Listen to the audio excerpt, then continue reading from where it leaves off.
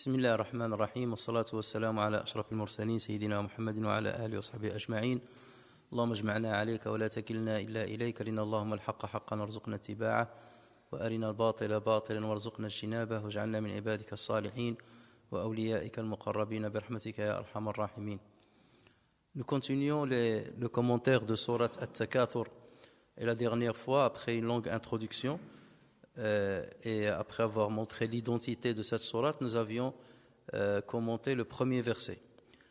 Alors nous sommes parvenus au deuxième verset dans lequel Allah Azza wa Jal dit A'udhu billahi minash shaitanir rajim hatta zurtumul maqabir alhaakumut takathur. Certes vous avez été distrait par la course aux richesses, hatta zurtumul maqabir, jusqu'à ce que vous visitiez les tombes. Et on a dit que la compréhension de ce deuxième verset dépend du sens qu'on peut donner au premier verset. On a dit que le premier verset, on peut lui donner deux sens, soit un sens strict qui concerne ce pourquoi cette sourate a été révélée, suite à la dispute ou suite à l'affrontement qu'il y a eu entre les deux tribus, qu'elles soient mécoises ou médinoises. Et donc dans ce cas-là, si c'est le cas, le deuxième verset, il faut le comprendre qu'Allah Azza wa Jal réprimande ces gens d'avoir vanté leurs richesses les uns par rapport aux autres jusqu'à aller visiter les tombes pour vanter le mérite et la notoriété de leurs défunts. Donc, hatta zurtumul maqabir, jusqu'au point d'aller au cimetière pour rivaliser par rapport à la notoriété des vôtres qui sont morts. Donc ça, c'est le premier sens. Le deuxième sens, c'est un sens beaucoup plus général où Allah Azza wa Jal s'adresse à tout le monde, et notamment à ceux qui sont distraits par la course aux richesses, où il leur dit, la course aux richesses vous a distrait et a continué de vous distraire jusqu'à la mort, jusqu'à ce que vous rendiez visite aux tombes. C'est-à-dire vous êtes resté dans cette course effrénée sans vous rendre compte que vous êtes en train de perdre au fur et à mesure le capital de votre vie, jusqu'à ce que vous soyez surpris de la mort et que vous soyez enterré dans les tombes. Donc ça, c'est le deuxième sens qu'on peut donner à ce verset, et d'ailleurs les deux sens se valent. La question qu'on peut se poser, c'est pourquoi Allah Azza wa Jal a dit « Hatta zurtumu al-maqabir ». Il a utilisé le verbe « zara ». Et « zara », ça veut dire « il a rendu visite ». Jusqu'à ce que vous rendiez visite, alors la traduction que vous trouvez, jusqu'à ce que vous rendiez visite aux tombes. On verra que cette traduction est mauvaise. Jusqu'à ce que vous rendiez visite au cimetière. Non, la bonne traduction, c'est les cimetières. Jusqu'à ce que vous rendiez visite au cimetière, au pluriel. Alors, il aurait pu dire « Hatta udkhiltumul maqabir » jusqu'à ce qu'on vous ait entré dans les cimetières.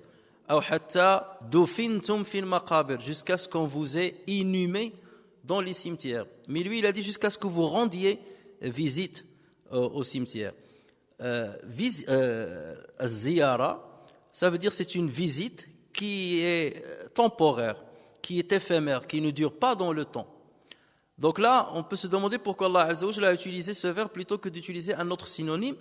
Tout simplement, c'est parce que la vie dans la tombe, c'est une vie éphémère. C'est seulement un passage pour basculer vers une autre vie qui est la vie de l'au-delà. Donc là, c'est comme si Allah Azza wa Jalla est en train de nous dire: vous avez été détourné et distrait par la course aux richesses jusqu'à la mort, jusqu'à ce que vous passiez par l'isthme, ce qu'on appelle le barzakh. Le barzakh, c'est l'isthme, la période qui sépare entre deux périodes. Donc, et cette période-là, Allah Azza wa Jal, dans l'échelle du temps, Allah Azza wa Jal est en train de nous montrer qu'elle est courte, jusqu'à ce que vous fassiez un passage par le maqabir qui est éphémère. Mais la vie qui va durer plus longtemps, c'est la vie de l'au-delà. Et en comparant la vie dans la tombe à la vie de l'au-delà après la résurrection, bien entendu, la première vie est insignifiante par rapport à l'autre. Donc là, forcément, on va dire, visitiez la tombe, ou visitiez jusqu'à ce que vous visitiez les cimetières. Tu dis, j'ai visité quelqu'un, ça veut dire, je suis resté chez lui 1 heure, 2 heures, 3 heures, 4 jours, 5 jours. Tu ne peux pas dire à quelqu'un chez qui tu es resté 4 ans, j'ai rendu visite à quelqu'un, je suis resté chez lui 4 ans. Ça ne s'appelle plus une visite. Là, ça s'appelle une résidence. J'ai résidé chez quelqu'un pendant 4 ans. Donc là, Allah Azza wa Jalla est en train de nous dire que la vie de l'au-delà est beaucoup plus longue que votre vie ici-bas, et elle est encore beaucoup plus longue que la vie dans la tombe, et c'est pour cela qu'il a utilisé le verbe visiter plutôt que inhumer ou bien entrer. On peut aussi se poser la question pourquoi Allah Azza wa Jal a utilisé ce verbe-là au passé. Là, il s'adresse à des vivants. Alhaakumut takathur. La course aux richesses vous a distrait. Il s'adresse à des vivants. Mais après, il a dit jusqu'à ce que vous visitiez les tombes. Si on considère que le sens de visiter les tombes, ça veut dire jusqu'à la mort, ils sont encore vivants. Pourquoi il leur dit jusqu'à ce que vous visitiez? Il aurait pu dire jusqu'à ce que vous allez visiter les tombes, puisque la mort va venir a posteriori de leur vie, n'est-ce pas? Mais là, Allah Azza wa Jalla a utilisé hatta zurtum. Il n'a pas dit hatta tazuru al-maqabir. Zurtum, jusqu'à ce que vous visitiez les tombes. Et là, il a utilisé le passé.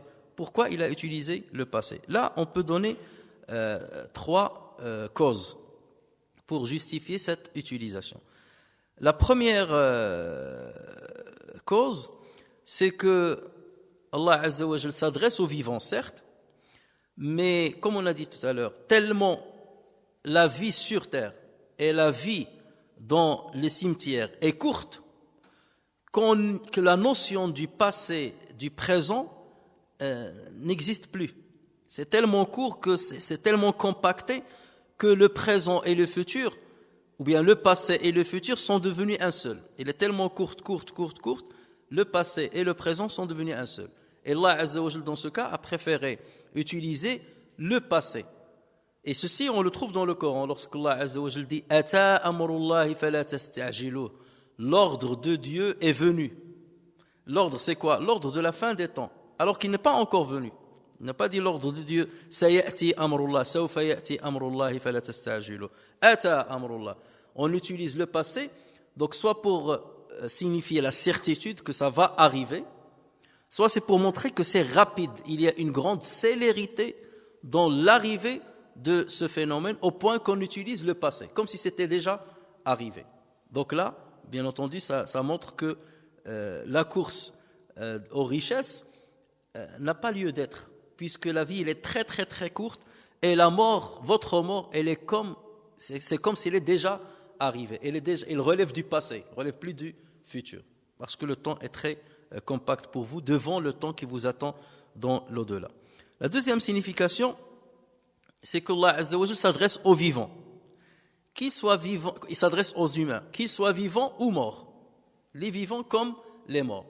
Alors, s'il s'adresse aux morts, bien entendu, il va leur dire jusqu'à ce que vous visitiez les tombes. Là, il va utiliser le passé parce qu'ils sont déjà morts. D'accord? Mais là, lui, il a commencé par parler de ceux qui sont vivants, en s'adressant au départ à lui, et ensuite il a passé au passé. Et là, c'est comme pour dire, vous les vivants, vous avez le même destin et la même fin que les morts. Et votre mort est inévitable. Et vous ne pouvez pas vous y échapper. Et ce qui est arrivé à ceux qui vous ont précédés va vous arriver. Et donc c'est pour cela que je vous mets tous dans le même sac, si j'ose dire, dans la même catégorie à laquelle je m'adresse. D'accord? Donc je m'adresse à vous, vivants et morts, et j'utilise le passé puisque les morts sont passés. Ils doivent être un exemple pour les vivants. D'accord? Donc la parole s'adresse à tous les humains, mais comme tous les humains, il y a les vivants, il y a les morts, il a commencé par les vivants parce qu'au moins il les met en garde avant qu'il ne soit trop tard. Mais pour les morts, c'est déjà trop tard. Et c'est pour cela qu'il a parlé de visiter les tombes, comme pour dire aux vivants, vos ancêtres, ils ont déjà visité les tombes, vous aussi, c'est comme si vous avez visité les tombes, ne faites pas les mêmes erreurs que vos ancêtres. Essayez de vous rattraper pour ne pas tomber dans la dérive de vos ancêtres et pour que vous puissiez rester sur le bon chemin et ne pas être distrait par la course aux richesses. Alors, ça c'est la deuxième signification. La troisième signification, ou la justification de l'utilisation du passé, c'est que cette parole-là, hatta zurtumu al-maqabir, alhaakum at-takathur hatta zurtumu al-maqabir, c'est la parole d'Allah Azza wa Jalla adressée aux morts après leur résurrection. Ça veut dire le jour de la résurrection, il va dire ceci à ces gens-là, à cette catégorie qui a été distraite par la course aux richesses. Il va leur dire, vous avez été distraits par la course aux richesses jusqu'à ce que vous visitiez les tombes. Et donc dans ce cas, ça correspond.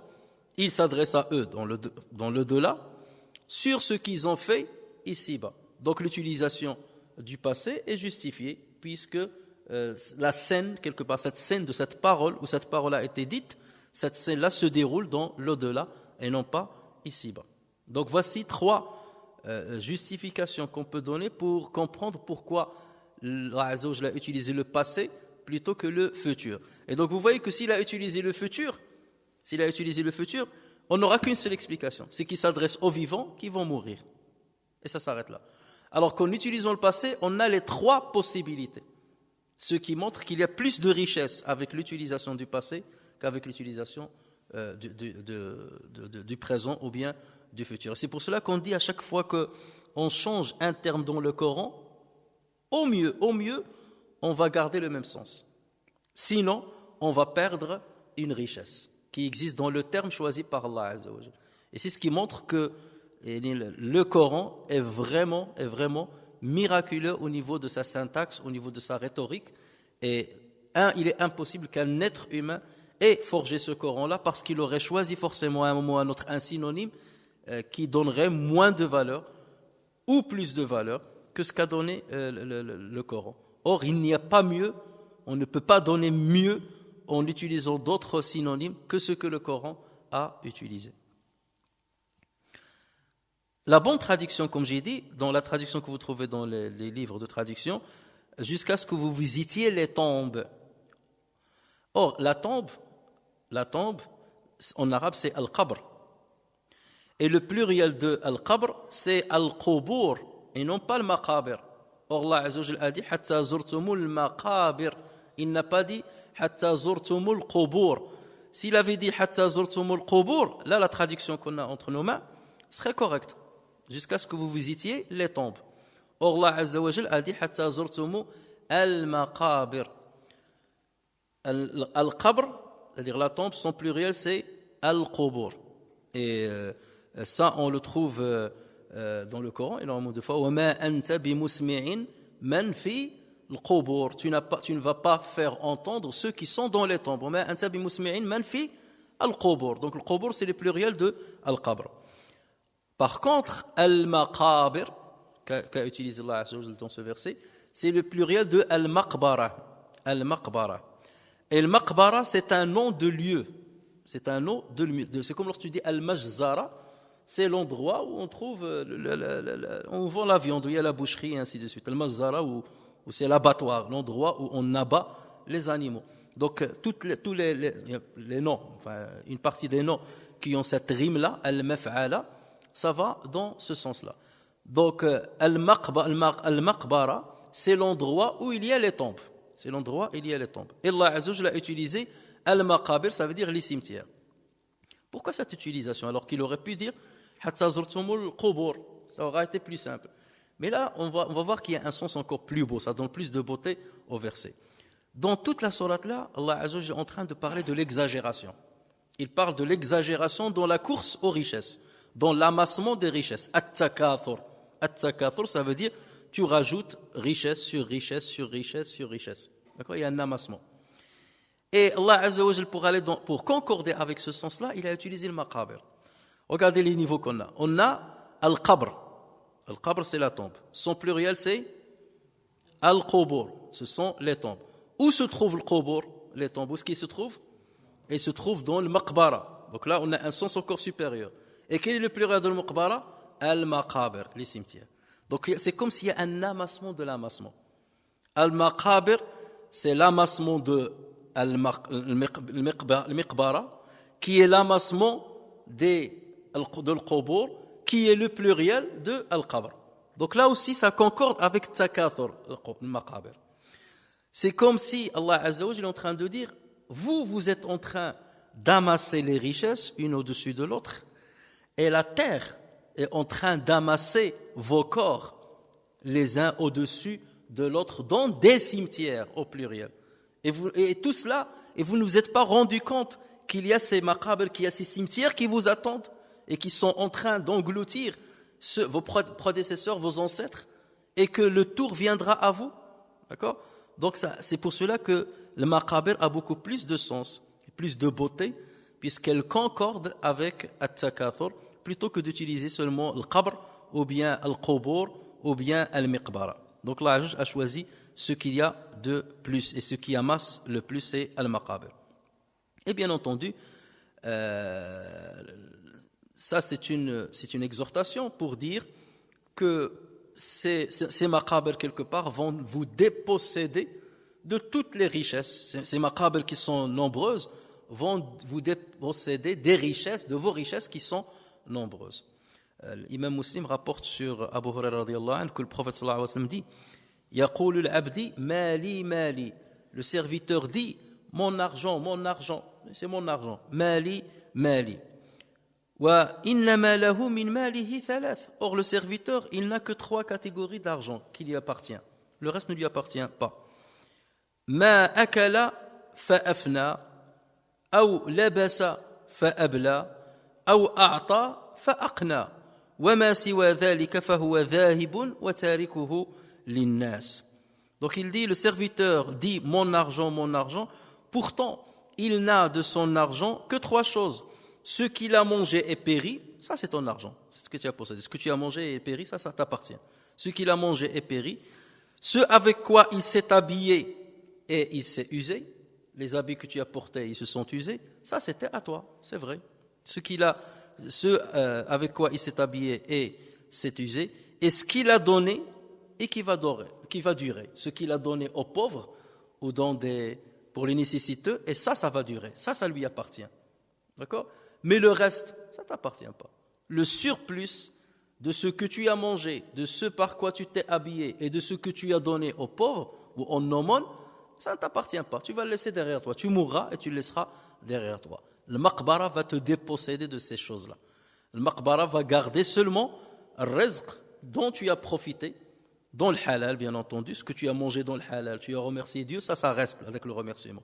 Tu t'es habillé avec le halal et d'une manière correcte et tu as remercié Dieu, ça reste, ça t'appartient. Tu as donné aux pauvres, tu as donné l'aumône et ainsi de suite, ça t'appartient. Ça reste avec toi dans la tombe.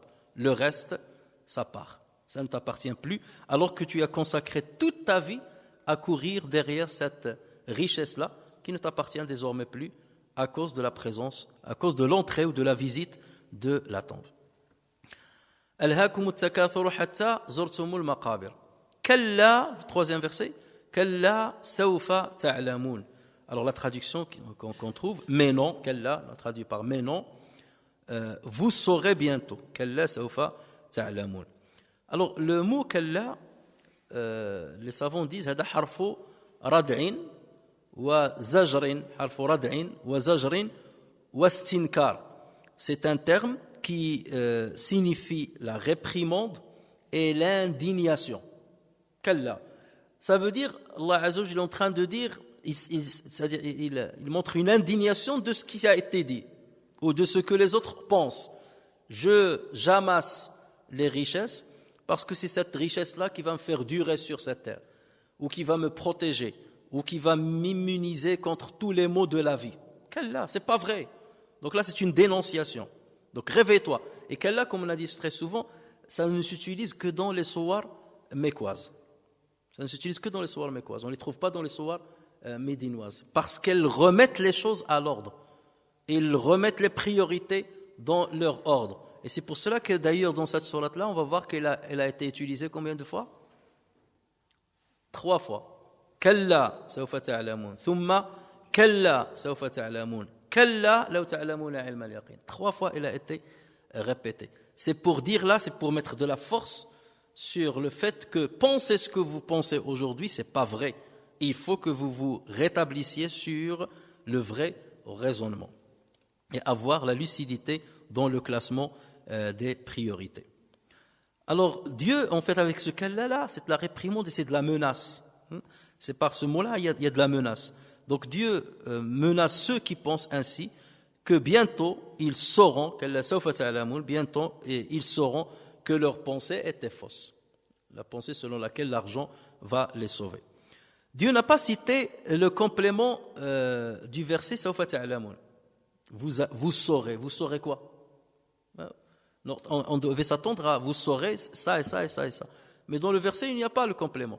Kalla sawfa ta'lamun. Mais non, vous saurez. Vous saurez quoi?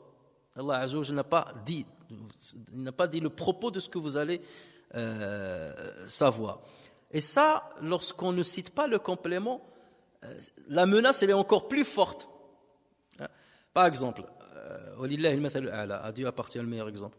Une maman, lorsqu'elle s'énerve contre, ou un papa qui s'énerve contre son enfant, ou suppose par exemple, il y a des invités. Tu as des invités à la maison, et ton enfant, lorsqu'il y a les invités, il sait que tu ne peux pas le frapper, tu ne peux pas crier dessus, parce que ça ne se fait pas devant les invités. D'accord? Donc lui, il fait des bêtises.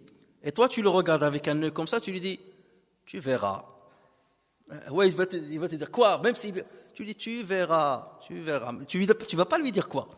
D'accord? Donc la menace, elle est beaucoup plus grande. Tu ne vas pas dire, tu verras que je vais te frapper tout à l'heure. Non, le simple fait de lui dire, tu verras. Et si tu la répètes une deuxième fois, c'est encore pire. Si tu dis, tu verras. Si là, tu la répètes 2 fois ou 3 fois, ça fait, il va dire, papa là, il est vraiment, c'est très très grave ce qui m'attend. Vous voyez? Donc, mais si tu cites, jamais le père qui est en colère ne va citer les détails. Tu verras que je vais te frapper. Là, tu es gentil si tu dis comme ça. Mais lorsque tu dis tu verras et tu t'arrêtes, là, ça veut dire que la colère, elle est à son comble. Donc, Allah Azza wa Jalla, c'est lui qui appartient le meilleur exemple. Et s'il dit Kalla sawfa ta'lamun, et il la répète par 2 fois. Thumma kalla sawfa ta'lamun. La menace, elle est encore plus grande puisqu'il l'a répété une deuxième fois. Et avec l'adverbe thumma kalla, ensuite vous verrez, vous saurez. Ensuite, vous allez savoir. D'accord? Alors, on peut se poser la question pourquoi Allah Azza wa Jalla l'a utilisé 2 fois. Pourquoi il a utilisé kalla sawfa ta'lamun, thumma kalla sawfa ta'lamun. Donc déjà, la première cause, c'est ce qu'on vient de dire. C'est pour augmenter la menace. Lorsque tu répètes quelque chose 2 fois, c'est que la menace ou bien l'affirmation. Lorsque tu dis à quelqu'un, je t'avais pas dit qu'il fallait pas y aller là-bas. Et tu le répètes 2 fois, je t'avais pas dit qu'il fallait pas aller là-bas. C'est-à-dire, je t'affirme que je te l'avais bien dit. Donc là, Allah Azza wa Jalla, il nous affirme, je vous ai dit que vous allez savoir. Et je vous ai encore dit une deuxième fois que vous allez savoir. D'accord? Donc ça confirme et ça affirme la grandeur de la menace. Deuxième signification pour expliquer cette répétition, l'imam al-Dahhak Ibn Muzahim, c'est un grand exégète qui est mort en l'an 102 de l'Hégire, certains disent 105, certains même 106 de l'Hégire. C'est un grand exégète du Coran, al-Dahhak. Et d'ailleurs, à chaque fois, je cite son nom, a dit la première menace Kalla sawfa ta'lamun, elle est adressée aux mécréants. Kalla sawfa ta'lamun, vous allez voir. Et la deuxième menace, elle est adressée aux croyants. Thumma kalla sawfa ta'lamun. C'est comme s'il parle aux deux. Vous allez voir. Et ensuite, vous allez voir. D'accord? Vous allez voir, alors la première menace, ça veut dire que elle va se réaliser sur vous, sur le mécréant, elle va se réaliser sur vous certainement parce que vous êtes dans un égarement total. Et pour les croyants, vous allez voir si vous suivez les pas de ceux-là. Donc là, c'est une menace, mais je vous permets de vous rattraper si vous repentez et que vous reviendrez à Allah Azza wa Jal et que vous rétablissez une bonne vision des choses. Donc là, il y a certains qui ont, comme Dahhak, qui ont dit donc la première, Kalla sawfa ta'lamun, c'est pour les mécréants, Thumma kalla sawfa ta'lamun, c'est pour les non-croyants. Troisième signification, c'est que Kalla sawfa ta'lamun, ça c'est une menace qui va être dite aux gens au moment de leur mort. Au moment de leur mort, lorsque l'âme va sortir, les anges vont leur dire, vous saurez bientôt. Vous saurez ce qui vous attend dans la tombe. Dans cette période-là, vous allez voir les supplices de la tombe qui vous attendent. D'accord? Et une fois la résurrection va arriver, ils leur disent encore une deuxième menace. Vous allez voir les supplices qui vous attendent dans l'au-delà. Et dans ce cas, on comprend que thumma, l'adverbe thumma, ensuite, ça veut dire c'est à la suite de la vie dans la tombe dans laquelle il y a des supplices, vous aurez d'autres supplices qui sont dans l'au-delà. Et donc, dans ce cas, on comprend pourquoi ça a été répété 2 fois. Abu Dharr, radiyallahu anhu, il dit, j'avais un doute sur les supplices de la tombe, jusqu'à ce que j'ai entendu un jour Ali ibn Abi Talib dire ce verset-là, dont je vous parle là, ce verset-là fait référence au supplice de la tombe. Ça veut dire le premier, avant qu'il ne soit répété, il fait référence au supplice de la tombe, et le deuxième fait référence au supplice de l'enfer. Et donc là, c'est une explication aussi qui se vaut, bien entendu. La quatrième signification, comme j'ai dit tout à l'heure, nous sommes dans une sourate où il y a l'amassement de l'argent, d'accord, la thésaurisation de l'argent, takathur. Et là, Allah Azza wa Jalla, dans cette sourate, il y a beaucoup de choses qu'il va répéter plusieurs fois, il va les amasser. Regardez déjà, il a dit le maqabir au lieu de dire le qubur, parce que le maqabir, ça amasse, ça regroupe le miqbara, l'ensemble des miqbara, et le miqbara regroupe les tombes. Donc vous voyez, il y a un amassement. Et aussi, donc là, Allah Azza wa Jalla, il rajoute une sur une. Kalla sawfa ta'lamun. Ensuite, thumma kalla, comme vous amassez, vous rajoutez la richesse sur la richesse, moi je vous rajoute une menace sur une menace. Kalla sawfa ta'lamun, thumma kalla sawfa ta'lamun. Donc sawfa ta'lamun a été répété combien de fois? 2 fois. Kalla, il a été répété combien de fois? 3 fois. Ta'lamun, kalla sawfa ta'lamun, thumma kalla sawfa ta'lamun, kalla law ta'lamuna ilman yaqin. Combien il a été répété ta'lamun? 3 fois. لترون الجحيم ثم لترونها عين اليقين. Il a répété 2 fois. كلا لو تعلمون علم اليقين لترون الجحيم ثم لترونها عين اليقين. Le mot yaqin a été répété 2 fois. Donc vous voyez combien il y a de répétitions dans cette sourate-là? Énormément de répétitions. Un amassement des mots les uns au-dessus des autres, comme eux sont en train d'amasser les richesses les unes au-dessus des autres. Donc vous voyez que le sens général de la sourate respecte ce sur quoi elle est en train de parler. Et ça, bien entendu, au niveau de la rhétorique, au niveau de l'balagha du Coran, c'est quelque chose juste d'extraordinaire. Un être humain ne peut pas. C'est pour ça que le Coran, il a une sonorité. Lorsqu'on entend le Coran, tout de suite on distingue que ce n'est pas la parole d'un être humain. Ce n'est pas possible. Ce n'est pas possible d'avoir autant d'éloquence, autant de secrets, autant de beauté dans le choix des mots, dans le sens et dans la forme. Et c'est ce qui est encore plus miraculeux. Kalla law ta'lamuna ilma al-yaqin. Sûrement, si vous savez de sciences certaines. Kalla law ta'lamuna ilma al-yaqin. Alors ce verset, le verset 5, il utilise, on va s'attarder dessus, il utilise une phrase, ce qu'on appelle en arabe jumla shartiyya, une phrase de condition. Cette phrase-là, il utilise le terme si. Law. Law ta'lamuna ilma al-yaqin. Law, ça se traduit par si. Et le si, là, en langue française, il s'utilise de différentes manières, même en langue arabe. Law s'utilise de différentes manières. Et là, il y a un rapprochement qu'on peut faire entre la langue arabe et la langue française. Alors là, si, en français, on l'appelle une conjonction de subordination. Une conjonction de subordination. Et c'est exact ce que joue le terme si, et si, cette conjonction-là, c'est exactement ce que joue le terme law dans la langue arabe. C'est la subordination entre 2 propositions. Ce qu'on appelle une proposition subordonnée et une proposition principale. Alors, je vous donne un exemple. Lorsqu'on dit en français, s'il n'avait pas dépensé toutes ses économies, il aurait pu partir en vacances. S'il n'avait pas, donc voilà le si, d'accord, le terme de shart. S'il n'avait pas utilisé toutes ses économies, cette phrase-là, on l'appelle la proposition subordonnée. S'il n'avait pas dépensé toutes ses économies, il aurait pu partir en vacances. Cette deuxième phrase, on l'appelle la proposition principale. Il aurait pu partir en vacances s'il n'avait pas dépensé toutes ses économies. Et regardez comment en français on dit. Donc le si, ici dans ce cas de figure-là, dans cet exemple-là, on l'utilise avec le plus que parfait de l'indicatif. le plus que parfait de l'indicatif. S'il n'avait pas dépensé, ça c'est le plus que parfait. S'il n'avait, ça c'est l'imparfait. Mais dépensé, d'accord, donc dans ce cas-là, ça devient le plus que parfait de l'indicatif. S'il n'avait pas dépensé ses économies, il aurait pu partir en vacances. Dans ce cas, on utilise le quoi? Quel temps on utilise ici? Hein? Le conditionnel passé.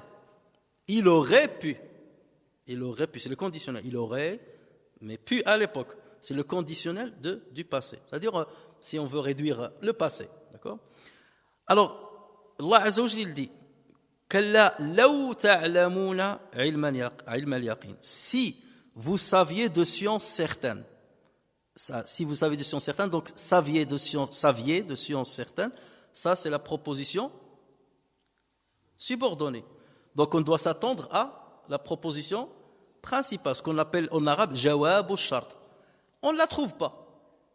Kalla law ta'lamuna ilma al-yaqin, c'est quoi le jawab al-shart? Il n'y en a pas. Certains vont dire, oui, c'est la phrase qui va venir après. La tarawunna al-jahim. Vous verrez certainement la fournaise. Mais vous verrez, ça c'est conjugué en quoi? Au futur. Alors qu'il fallait utiliser le passé. S'il avait dit la ra'aytumul jahim, là on va dire oui, ça c'est la proposition principale. La ra'aytumul jahim. Lui il parle dans le futur. La tarawunna al-jahim. Vous verrez. Donc cette phrase-là ne peut en aucun cas être jawab shart, ne peut en aucun cas être la proposition principale. Donc cette phrase-là, elle est indépendante. Le verset qui va venir, il est indépendant. C'est comme si on a mis un point ici, la tarawunna al-jahim, law ta'lamuna ilma al-yaqin, point. C'est à nous de chercher la phrase principale, la proposition principale. Ce qui va suivre, c'est comme si c'était le début d'une autre phrase. D'accord? Donc, où est-ce qu'elle est la proposition principale? C'est à nous de la déduire de ce qui a précédé. Si vous saviez avec science exacte, vous n'aurez pas dû faire ce que vous avez fait. Ça veut dire quoi? Courir derrière les richesses. Vous n'auriez pas couru derrière. Si vous saviez de science exacte, ce qui vous attend, ce qui va venir, ce qui va être cité dans la sourate, le fait de voir la fournaise. Si vous savez que vous risquez de voir la fournaise, vous n'auriez pas dû courir derrière les richesses et être distrait par cette course. C'est surtout ça. Si tu cours derrière la richesse, mais tu n'es pas distrait, et tu fais tes devoirs vis-à-vis de Dieu, ton adoration, il n'y a pas de problème. Mais c'est la distraction. Al-hakum, c'est ça le mot principal. C'est être distrait par la course aux richesses sur les choses qui sont importantes. Donc c'est à nous de déduire ça. Si Allah Azza wa Jalla l'a répété, ça fera rébarbatif. Ça ne sera pas beau dans l'arabe. Donc, et c'est ça la beauté du Coran, c'est que souvent, il ne cite pas la fin de certaines phrases pour nous laisser l'occasion nous-mêmes de compléter les phrases. Et en même temps que tu les complètes, tu t'exhortes toi-même. Et tu extrais de la sourate, tu utilises un travail intellectuel pour extraire de la sourate l'exhortation telle qu'elle doit être dite. Et si lorsque c'est toi qui l'as fait, c'est plus beau que c'est l'autre qui te le dit d'une manière explicite. Donc lorsque c'est fait d'une manière implicite, c'est encore plus beau. Alors, on retrouve souvent cette syntaxe dans le Coran. Par exemple, dans une sourate, Allah Azza wa Jalla dit وَيَقُولُونَ مَتَى هَذَا الْوَعْدُ إِن كُنتُمْ صَادِقِينَ لَوْ يَعْلَمِ الَّذِينَ regardez لو يعلم الذين كفروا حين لا يكفون عن وجوههم النار ولا عن ظهورهم ولا هم ينصرون بل تأتيهم بغتة فتبهتهم. Aussi dans cette phrase-là, ou bien dans ce passage-là, il n'y a pas la proposition principale. Dieu dit. Et ils disent, les mécréants, à quand cette promesse si vous êtes véridique? C'est-à-dire que Allah Azza wa Jalla nous châtie, tout ça. À quand cette promesse si vous êtes véridique? Regardez Dieu ce qu'il dit. Si les mécréants, si les mécréants connaissaient le moment où ils ne pourront empêcher le feu de leur visage, c'est-à-dire ils ne peuvent plus se préserver du feu de leur visage, ni de leur dos, et ils ne seront point secourus. Mais non, cela leur viendra subitement et ils seront alors stupéfaits. Donc là, il a dit si, pareil, il a utilisé la proposition subordonnée, mais il n'a pas cité la proposition principale. D'accord? Parce qu'il est sous-entendu dans le verset lui-même. Ça, donc, c'est la première explication. D'accord? La deuxième de l'utilisation de l'jumla ash-shartiyya, de la phrase de condition. La deuxième signification, c'est que ce verset-là, on peut le comprendre dans un autre sens. C'est dans le sens du regret et de la déception. Dans le sens du regret et de la déception. Et dans ce cas, c'est comme si Dieu dit, quel regret et quelle déception pour vous, si au moins vous saviez de science exacte les conséquences de votre acte. Donc vous voyez, là c'est plus le regret et la déception. D'accord? Hélas pour vous, si au moins vous saviez, si au moins vous saviez de science exacte ce qui vous attend, ou les conséquences de ce que vous avez fait. Donc là, c'est pas si vous saviez, vous aurez ça. Donc si au moins vous saviez. D'accord? C'est comme lorsque Allah dit Ya hasrata ala al-ibad. Quelle déception pour les serviteurs. Donc là, c'est plus le sens de la déception et du regret. Hélas pour vous, ou bien quelle déception pour vous, si vous saviez, si vous étiez conscient de ce qui vous attend. Par ailleurs, Allah Azza wa Jal donc dit L'ilm, c'est quoi? C'est la science. L'yaqin, c'est la certitude. Or, normalement, la science, c'est quoi la science, si on veut la définir? C'est une connaissance certaine. Lorsqu'une connaissance devient certaine, on l'appelle la science. D'accord? C'est une science. Ce n'est pas une théorie ou un doute. Donc, normalement, l'yaqin, pourquoi Allah a rajouté ce qualificatif? Alors que lorsqu'on dit la connaissance, c'est le ma'rifa en arabe. La connaissance, c'est le ma'rifa. L'ilm, il y a ma'rifatun yaqiniyya. L'ilm, c'est une connaissance certaine. D'accord? La science, c'est une connaissance certaine. Mais pourquoi dans ce cas dire science certaine? Parce que la science, ça suppose qu'elle est certaine.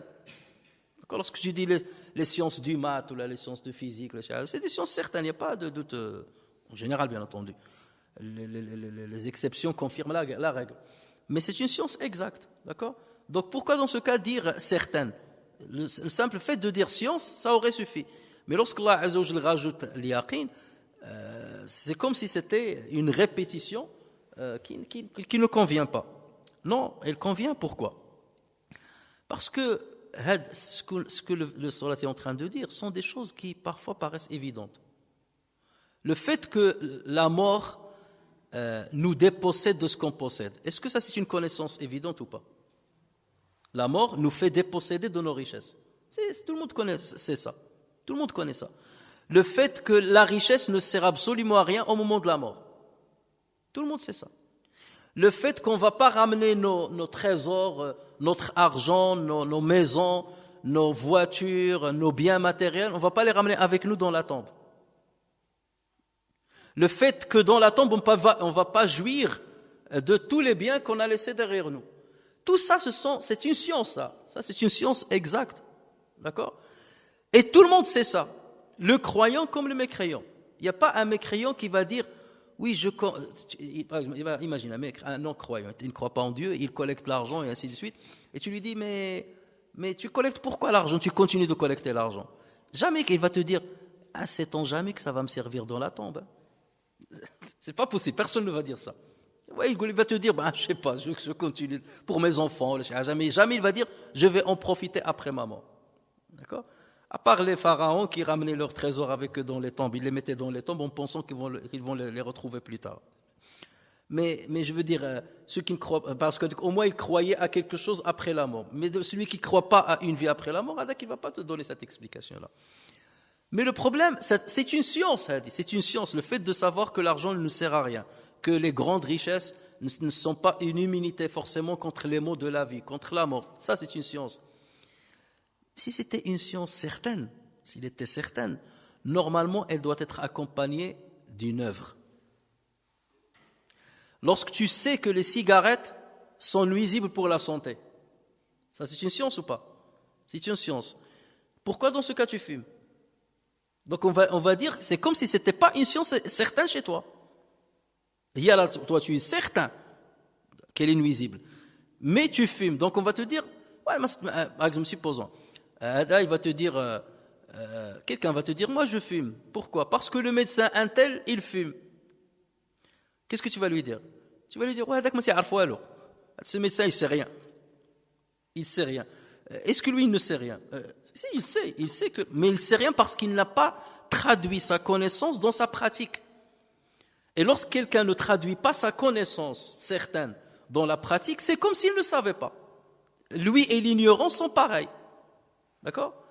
Celui qui sait et qui ne pratique pas ce qu'il fait, ce qu'il sait, c'est exactement comme celui qui ignore. Ils sont pareils, puisque la conséquence, elle est la même. Donc là, Allah Azza wa Jal a dit, Kalla law ta'lamuna ilman yaqin. Je sais que vous allez me dire, mais on sait tout ça. Mais si vous le saviez avec certitude, vous n'aurez pas été distrait dans la course aux richesses par rapport aux choses qui sont importantes. Donc c'est pour ça qu'Allah Azza wa Jal rajoute ilm al-yaqin, la science certaine.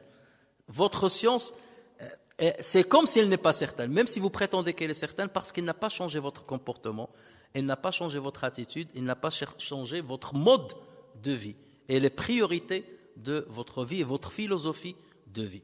Donc voilà pourquoi il dit ilma al-yaqin, il rajoute al-yaqin. C'est pour que nous puissions se poser des questions. Pourquoi il rajoute al-yaqin? Celui qui ne traduit pas ce qu'il sait, il n'a pas de la vraie connaissance. C'est pareil que l'ignorant. La deuxième chose, l'yaqin dans le Coran signifie bien entendu la certitude, mais parfois elle signifie la mort. Allah Azza wa Jalla dans un passage coranique, qu'est-ce qu'il dit? Il dit wa'bud rabbaka hatta ya'tiyaka al-yaqin. Adore ton Seigneur jusqu'à ce que l'yaqin, jusqu'à ce que la certitude te parvienne. C'est quoi la certitude ici? C'est la mort. Tous les savants le disent. Pourquoi? Parce que la mort, pourquoi on l'appelle la certitude? Parce que c'est elle qui dissipe le doute. Quelqu'un qui avait le doute sur une vie après la mort, au moment de la mort, le doute qu'il a va être dissipé parce qu'il va voir les anges qui vont venir lui retirer l'âme. Donc là, tout le doute ou la mécréance qu'il avait ou l'hésitation qu'il avait, tout ça va disparaître parce que la mort ramène la vraie vision. Fabasaruka al-yawma hadid.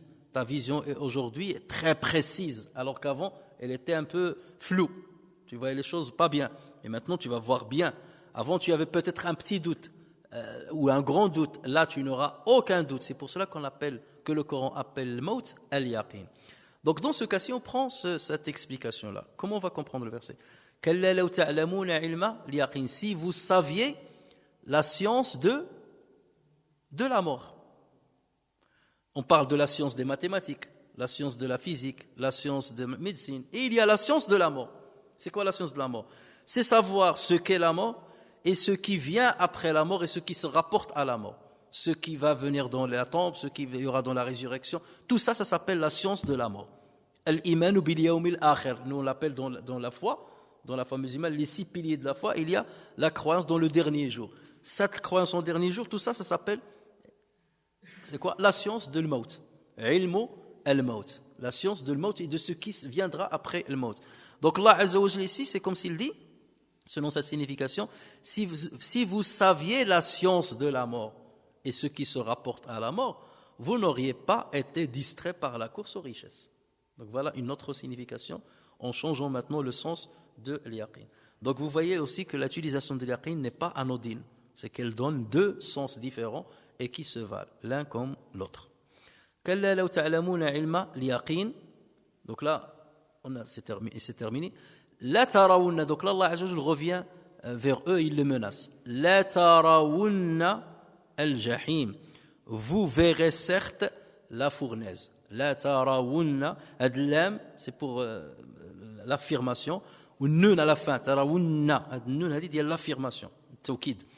Vous verrez certainement, c'est pour ça que dans la traduction on rajoute certainement, vous verrez certainement la fournaise. Alors, la vision de la fournaise, voir Jahannam, voir l'enfer, suppose 2 choses. Soit on la voit de loin, mais on n'y est pas dedans. Soit on la voit de près parce qu'on est dedans. parce qu'on est en train d'y résider, on y réside, et on subit les affres et les supplices de la fournaise. Dans ce cas, on voit les choses de très près. Ce n'est pas comme celui qui les voit de loin. Donc ça suppose deux choses, qu'on la voit de loin ou qu'on la voit de près. Alors, pour ne pas laisser de doute, donc parce qu'on va se poser la question, pourquoi Allah Azza wa Jalla répète tarawunna deux fois, la tarawunna al-jahim, thumma la tarawunnaha ayn al-yaqin, ensuite vous allez la voir avec l'œil de certitude. Pourquoi Allah Azza wa Jalla répète deux fois? C'est pour ne laisser aucun doute. Si vous pensez que vous n'allez la voir que de loin, si Allah a dit la tarawunna al-jahim, certains vont dire on va la voir seulement de loin. Non, on va leur dire thumma, ensuite vous allez la voir avec l'œil de certitude. L'œil de certitude, ça veut dire que vous allez voir ce qu'il y a à l'intérieur, parce que vous allez y pénétrer, vous allez y être jeté. Donc là, il ne laisse aucun doute qu'il est en train de parler de faire jeter ces gens-là à l'intérieur de la fournaise, pour voir ce qui s'y passe à l'intérieur et non pas de loin. Donc ça, c'est une première signification qui permet de comprendre pourquoi il a répété deux fois. Vous verrez certainement la fournaise et vous la verrez avec l'œil de la certitude. Et ça, le fait qu'on peut voir l'enfer de loin, c'est confirmé à plusieurs reprises dans le Coran. Lorsque Allah Azza wa Jalla dit إِذَا رَأَتْهُمْ مِنْ مَكَانٍ بَعِيدٍ سَمِعُوا لَهَا تَغَيُّظًا وَزَفِيرًا. Lorsque de loin elle les voit, lorsque Jahannam, lorsque l'enfer, lorsque de loin ils les voient, l'enfer les voit, ils entendront sa fureur et ses pétillements. Donc de loin, alors qu'ils ne sont pas encore parvenus à la fournaise ou bien au fer. Dans un autre verset, Allah dit وَبُرِّزَتِ الْجَحِيمُ لِمَنْ يَرَى وَبُرِّزَتِ الْجَحِيمُ لِمَنْ يَرَى. L'enfer sera pleinement visible à celui qui regardera. Donc là, ces deux versets, ils parlent du regard de l'enfer de loin, qu'on peut la voir de loin. Et d'ailleurs, là, même dans le Coran, il dit وَإِن مِّنكُمْ إِلَّا وَارِدُهَا. Il n'y a pas parmi vous quelqu'un qui ne va pas passer par l'enfer. D'accord? Ça, c'est un décret certain pour tout le monde. Ensuite, on sauvera ceux qui ont craint Allah Azza wa Jalla.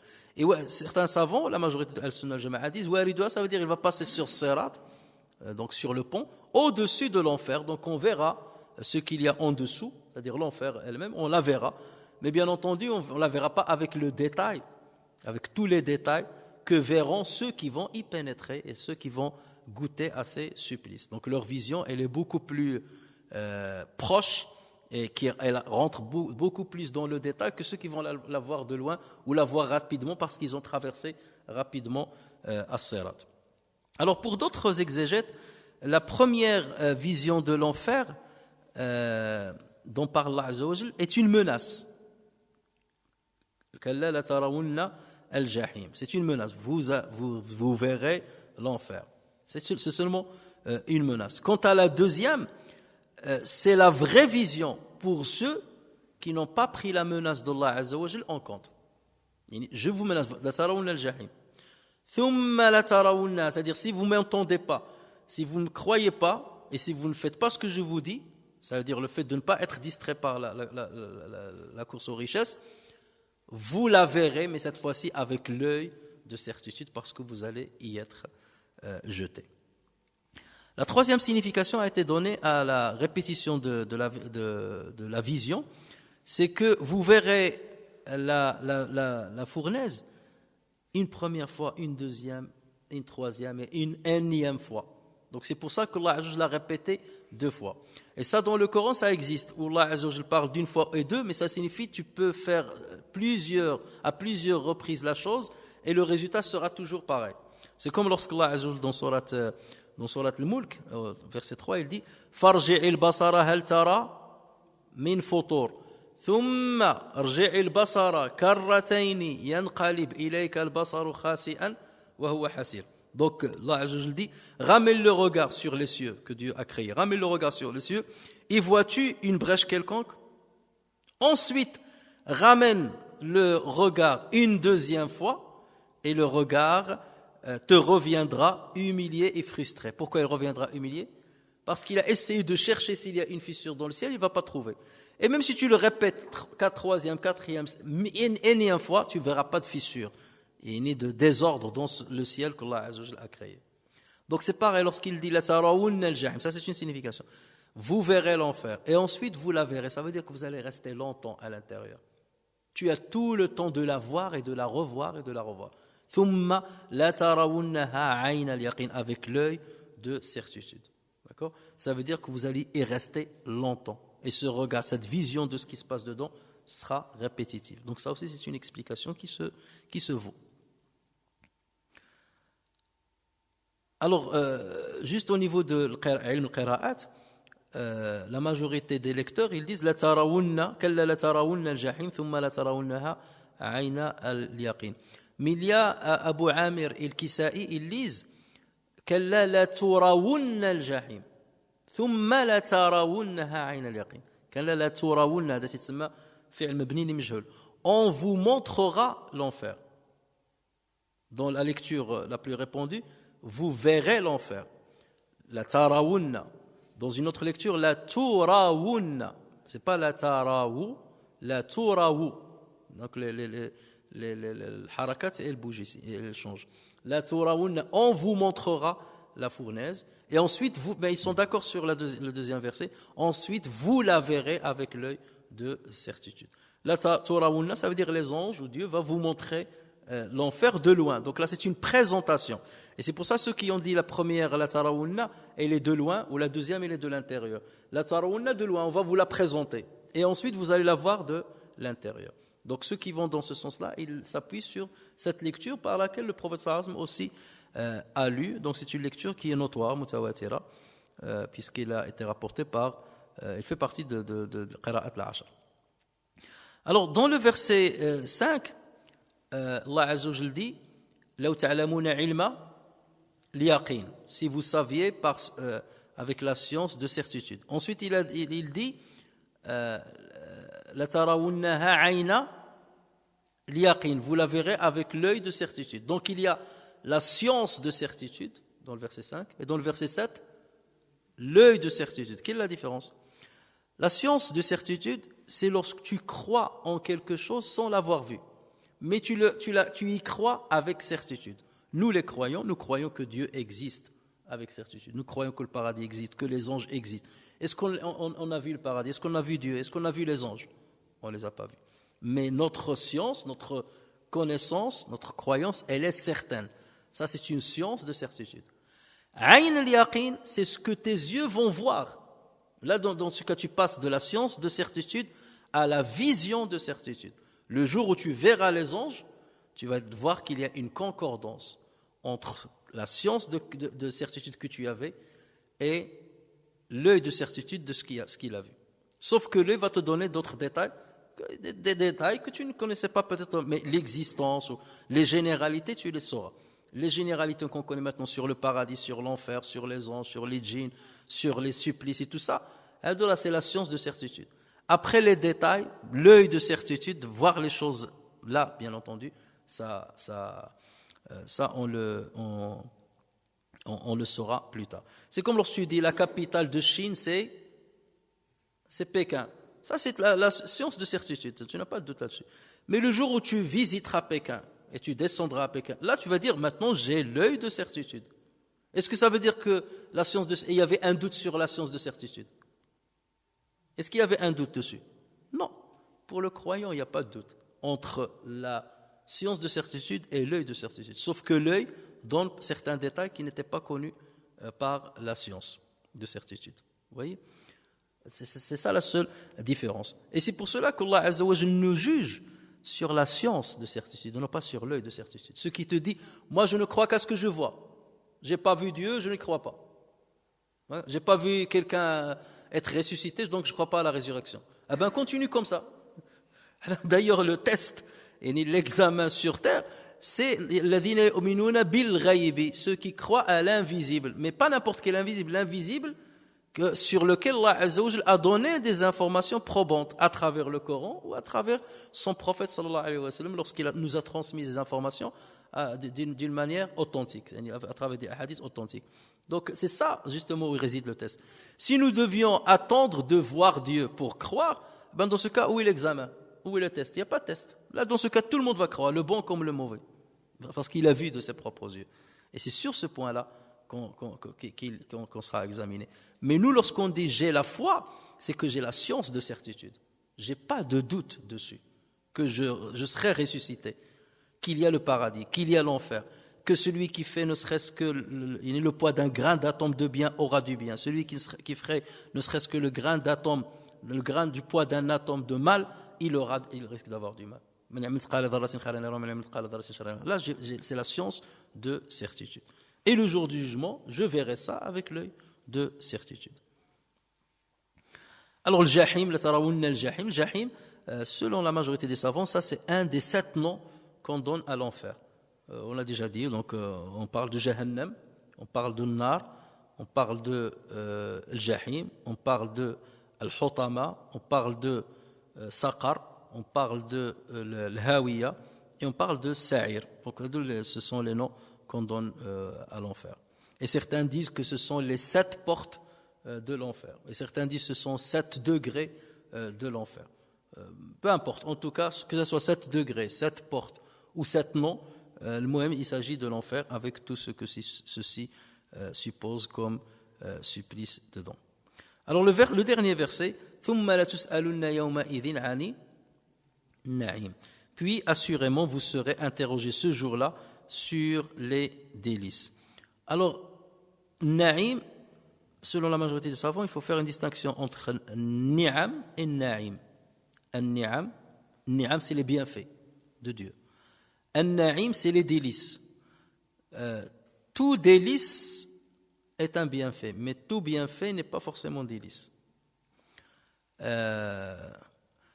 Ce qui est lié à la personne en tant qu'être humain, ça ne s'appelle pas Na'im. Par exemple, avoir la santé, avoir des organes de sens qui sont fonctionnels. Ça ne fait pas partie de Na'im. C'est Ni'am, ce sont des bienfaits, mais ce n'est pas des délices. La règle générale, c'est que tu as des yeux avec lesquels tu vois, tu as une oreille avec laquelle tu entends, tu as des mains avec lesquelles tu bouges. Donc ça veut dire que tu es intact au niveau de tes organes de sens. D'accord?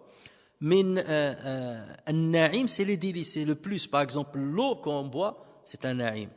La nourriture qu'on mange, c'est un Na'im. Le mariage, c'est un Na'im. Les richesses, c'est un Na'im. D'accord? Donc ce ne sont pas des choses qui sont intrinsèques ou qui sont liées à ton être en tant qu'être humain. Donc là, c'est un surplus par rapport à ce qui est général chez tout le monde. D'accord? Voir, entendre, ça c'est général à tout le monde. Mais Na'im, c'est le surplus qui va différencier les uns par rapport aux autres.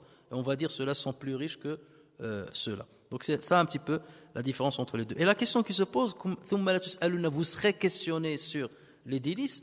Qui sera questionné sur les délices? Est-ce que ce sont les croyants ou les non-croyants? Les deux. Les deux, mais le questionnement ne sera pas pareil. Alors, la preuve que c'est les deux, Muslim rapporte un hadith sur Abu Huraira radiyallahu anhu, qui dit, il y a plusieurs, Abu Huraira l'a rapporté, Tirmidhi l'a rapporté, le Hakim l'a rapporté, avec des versions différentes, mais c'est exactement la même chose, ils disent la même chose. Un jour, le prophète sallallahu alayhi wa sallam avait faim, et il est sorti de chez lui, et il a croisé Abu Bakr, et il lui a dit, qu'est-ce qui t'a sorti de chez toi? Peut-être qu'il faisait très chaud, qu'est-ce qui t'a sorti de chez toi? Le prophète sallallahu alayhi wa sallam s'est étonné de voir Abu Bakr à cette heure-là sortir. Et il lui a dit, akhrajani je suis sorti à cause de la faim, j'ai faim. Et le prophète sallallahu alayhi wa sallam lui a dit, moi aussi, c'est la faim qui m'a fait sortir. Et pendant qu'ils marchaient, ils ont croisé Omar ibn Khattab. Ils lui ont dit, qu'est-ce qui t'a sorti à cette heure-ci? Il leur a dit, c'est la faim qui m'a sorti. Et le prophète sallallahu alayhi wa sallam, il leur a dit, allons-y chez Abu al-Haytham ibn Tihan. C'était un Ansari qui avait un peu d'argent et qui avait de la nourriture. Il a dit, on va aller manger chez Abu al-Haytham ibn Tihan. Regardez le prophète sallallahu alayhi wa sallam. Il avait fait Abu Bakr, Omar, on va aller chez eux. Donc ils sont allés chez lui, ils ont toqué, personne n'a répondu, ils ont toqué une deuxième fois, personne, troisième fois. Au moment où ils voulaient partir, et ils disaient Salamu alaykum. Donc ils appelaient pour que quelqu'un sorte, Salamu alaykum, Salamu alaykum. Et à un moment, donc, en partant, la femme de Abu al-Haytham est sortie. Il a dit à Rasulallah, j'ai entendu ta voix, mais j'ai pas voulu te répondre exprès pour que tu dises salam alaykoum plusieurs fois. Hein?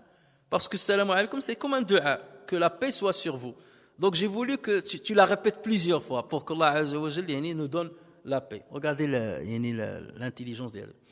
Et il lui a dit, sache que Abu al-Haytham est allé pour nous ramener de l'eau. Il est sorti pour nous ramener de l'eau, il va venir bientôt. Donc il les a accueillis, il a commencé à leur préparer à manger. Lorsque Abu al-Haytham est venu, il l'a vu, il leur a dit, je suis aujourd'hui l'homme le plus chanceux parce que j'ai les hommes les plus honorables. On ne peut pas espérer plus honorable comme hôte comme vous. Je suis le plus chanceux aujourd'hui. J'ai les meilleurs chez moi aujourd'hui comme hôte. Et donc, il leur a ramené des dattes. Il avait idq, donc des dattes. Certains étaient mûrs, certains ils étaient moins mûrs. C'est pour ça qu'on parle parfois de al-busr et parfois de rotab, parfois de tamr. C'est selon le degré de leur mûreté, de leur maturation. Et il leur a égorgé un anaq. L'anaq, en arabe, il y a l'inaq et il y a l'anaq. L'inaq, c'est l'embrassade. Lorsque tu embrasses quelqu'un et tu lui fais la collade comme ça s'appelle l'inaq. Al-anaq, c'est la femelle de la chèvre avant d'atteindre un an. On l'appelle l'anaq. Donc il a sacrifié un anaq pour eux, une petite chèvre de moins d'un an, il l'a sacrifié pour eux et il leur a préparé à manger. Et donc ils ont très très bien mangé, ils ont très bien bu et à la fin, le prophète sallallahu alayhi wa sallam, il a dit à Abu Bakr et à Omar, par celui qui détient mon âme, vous serez questionnés sur ce naïm d'aujourd'hui, sur ce qu'on vient de manger et boire. Vous serez questionné sur ce naïm-là. Donc, et il a utilisé le même terme que dans cette sourate. Donc, ce qui montre bien que les croyants aussi seront questionnés sur les délices desquels ils vont profiter. Toutefois, leur questionnement, on ne peut pas concevoir que leur questionnement sera pareil à celui des mécréants. Il y a une nuance dans les questionnements des uns et des autres. Pour le croyant, il sera questionné sur le fait d'avoir ou pas été reconnaissant lorsqu'il a profité de ces délices. Est-ce que tu as est-ce que tu as été reconnaissant, alhamdulillah, pour ce qu'il m'a donné ou pas? En conséquence de quoi, tu auras plus de rétribution ou moins. Pourquoi?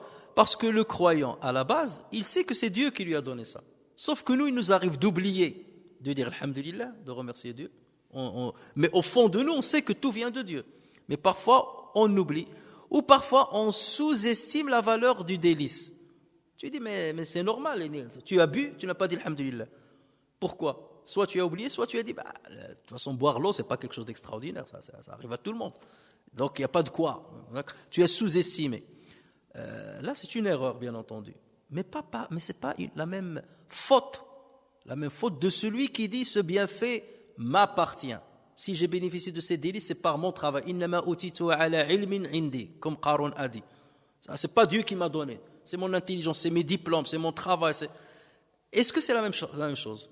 C'est pas la même chose. Le croyant sait pertinemment que c'est Dieu qui l'a comblé par le bienfait, mais il a oublié ou il a sous-estimé le bienfait. C'est pour ça, ou il s'est pas rendu compte de ce bienfait, il n'a pas remercié peut-être. Il remercie une fois, il a oublié une autre fois. Donc le questionnement, c'est seulement pour voir est-ce que Dieu va lui donner plus de récompense ou moins. Alors que le kafir, le non-croyant, il va être questionné, pourquoi tu n'as pas été reconnaissant vis-à-vis de Dieu, pourquoi tu n'as pas reconnu que c'est Dieu qui te donne ça? Le problème, il est dans la base de la croyance. Il ne croit pas en Dieu, il ne croit pas que c'est Dieu qui le pourvoit avec les bienfaits dont il profite. Donc vous voyez que c'est ça la nuance qu'il faut faire.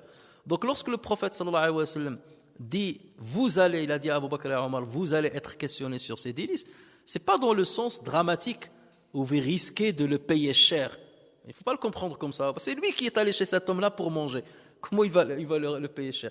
Ça veut dire, vous devez dire alhamdulillah qu'on a mangé chez Ibn al-Haytham, ou que Dieu nous a facilité cette fraternité pour que l'on puisse manger chez quelqu'un qui a un peu de bien. Et si vous oubliez de dire ça, là, vous serez jugé dessus. Vous voyez, c'est pas pareil que l'autre hisab. La preuve de cela, c'est que le Qurtubi, dans son exégèse, rapporte sur le Hassan al-Basri, rahimahullah. Le Hassan al-Basri, c'est un successeur, tabi'i, on a déjà souvent parlé de lui, qu'il a dit la yus'alu 'ani an-na'im illa ahlu an-nar. ne seront questionnés sur les délices que les gens de l'enfer. Ça sous-entend que les gens du paradis ne seront pas questionnés sur les délices. Mais bien entendu, il faut faire la nuance et le questionnement. D'accord ? Et il a été rapporté que Abu Bakr radiyallahu anhu a posé une question au prophète sallallahu alayhi wa sallam en disant: Ya Rasulallah, vois-tu ce que nous avons mangé une fois chez Abu al-Haytham, en faisant référence à l'histoire que je vous ai citée. Vois-tu ce que nous avions mangé une fois chez Abu al-Haytham jusqu'à ce que nous n'avions plus faim ni soif? Est-ce qu'on va être jugé sur ces délices? D'accord? Donc il lui pose la question sur la même situation sur laquelle le prophète sallallahu alayhi wa sallam a fait la remarque qu'on a citée tout à l'heure. Mais le prophète sallallahu alayhi wa sallam, il lui a dit ceci concerne les non-croyants. Ceci concerne les non-croyants. Et ensuite, le prophète sallallahu alayhi wa sallam a cité une partie d'un verset: وَهَلْ نُجَازِي إِلَّا الْكَفُورِ وَهَلْ نُجَازِي إِلَّا الْكَفُورِ. Ça fait référence à un verset où Allah Azza wa Jalla dit ainsi les rétribuâmes-nous pour leur mécréance, ça veut dire les châtiens pour leur mécréance. Saurions-nous sanctionner un autre que le mécréant? Saurions-nous sanctionner un autre que le mécréant? Ça veut dire qu'il n'y a que le mécréant qu'on va sanctionner. Donc là, le prophète sallallahu alayhi wa sallam leur a dit non, c'est seulement le mécréant qui sera sanctionné.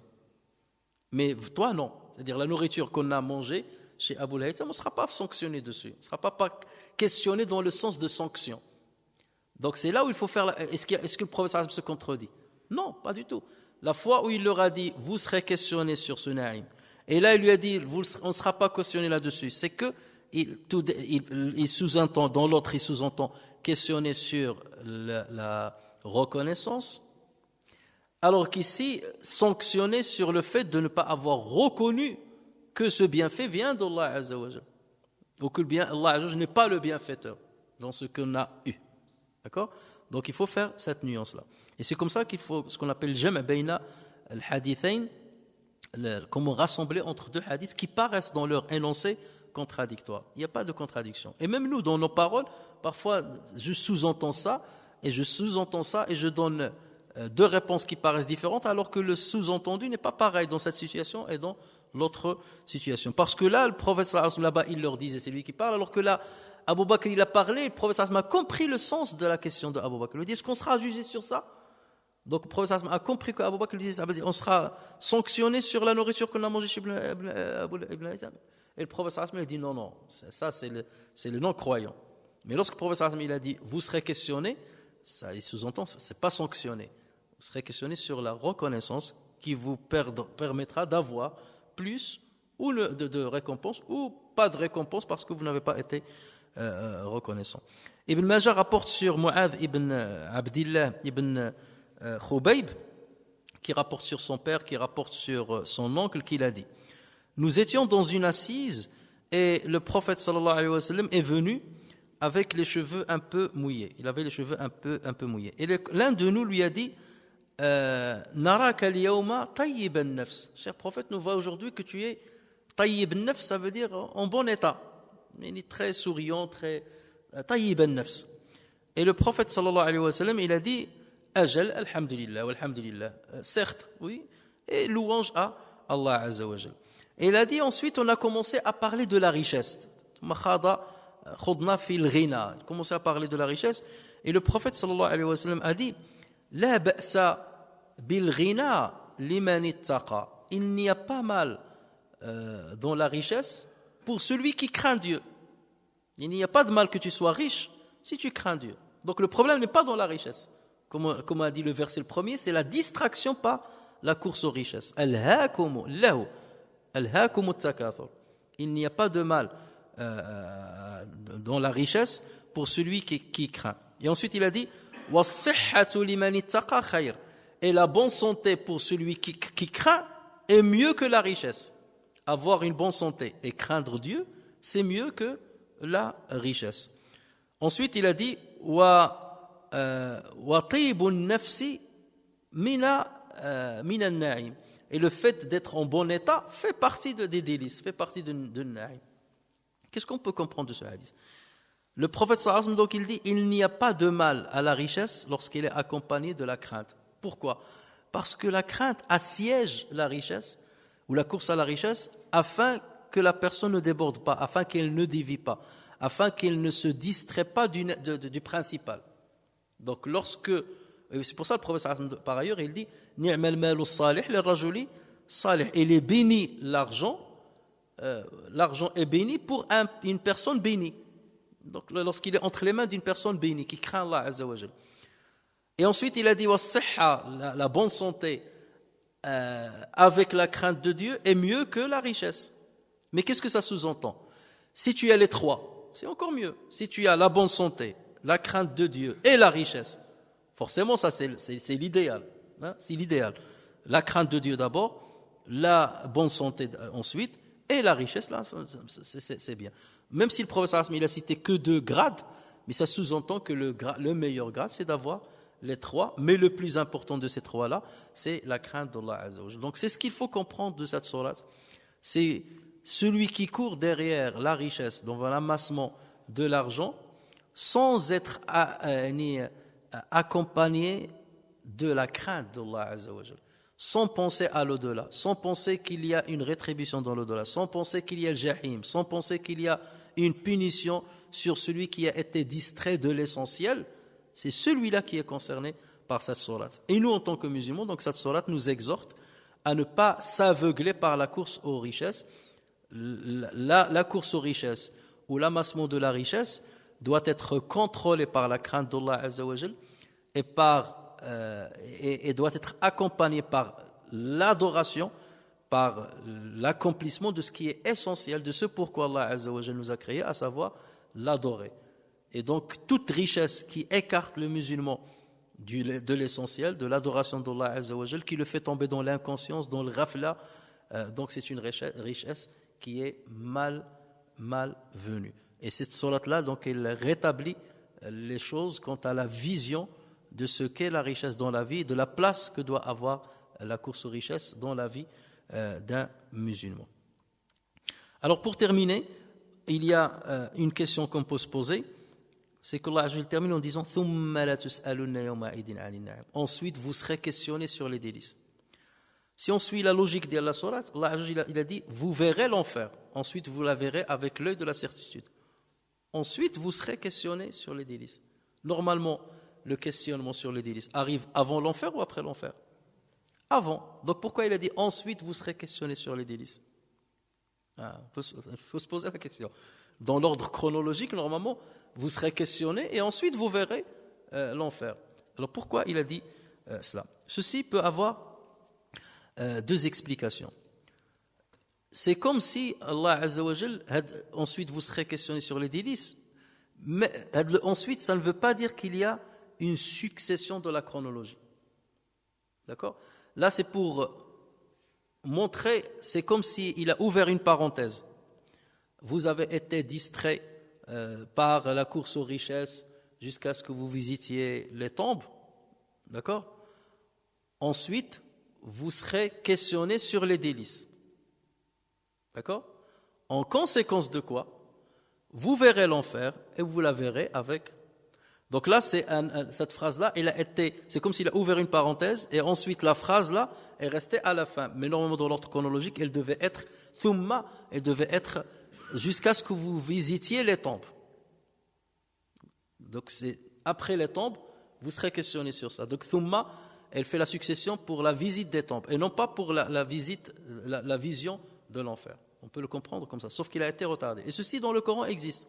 Regardez dans Surat Al-Balad, lorsqu'Allah dit فَلَقْتَحَمَ الْعَقَبَةَ وَمَا أَدْرَاكَ مَا الْعَقَبَةَ, il ne franchira pas la voie difficile. Et qui te dit ce qu'est la voie difficile? Fakku raqaba, l'affranchissement d'un esclave.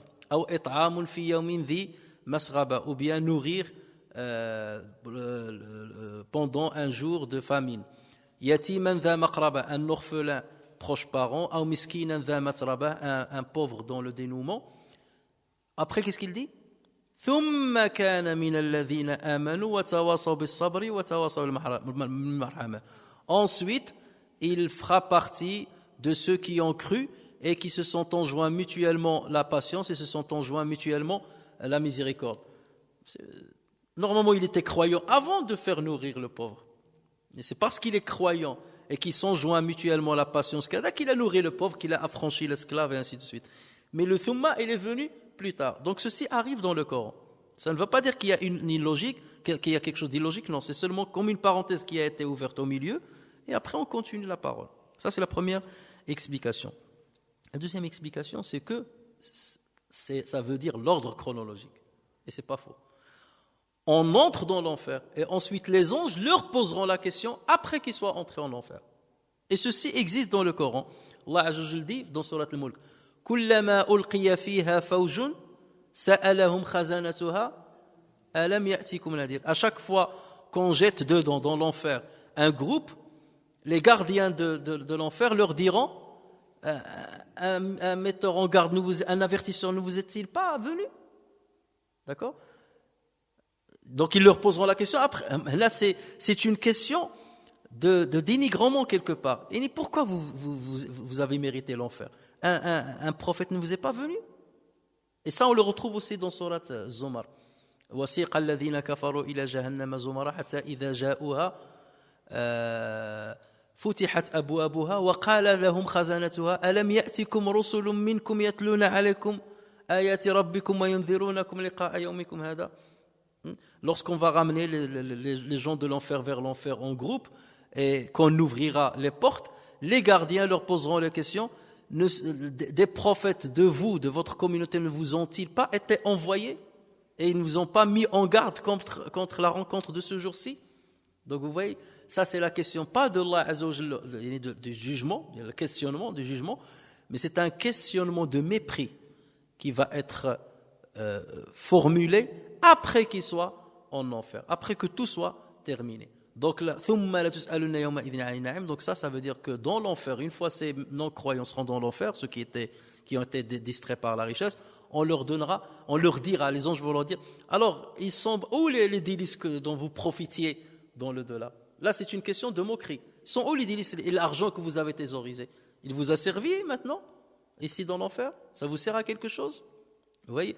Donc là c'est plus un questionnement de mépris. Et donc vous voyez que ce soit la première signification. La deuxième, ça se vaut. Et c'est ça la beauté encore une fois du Coran, c'est que quel que soit le sens que tu lui donnes, l'interprétation que tu donnes, tu trouves qu'il y a une logique, qu'il y a toujours une logique derrière. فنسأل الله تبارك وتعالى ألا يجعلنا من الغافلين وأن يرزقنا الحلال وأن يجعلنا من الأتقياء الأنقياء البراء من كل شرك إنه على ذلك قدير بالإجابة جدير. سبحانك اللهم وبحمدك نشهد أن لا إله إلا أنت نستغفرك ونتوب إليك. سبحان ربك رب العزة عما يصفون وسلام على المرسلين والحمد لله رب العالمين.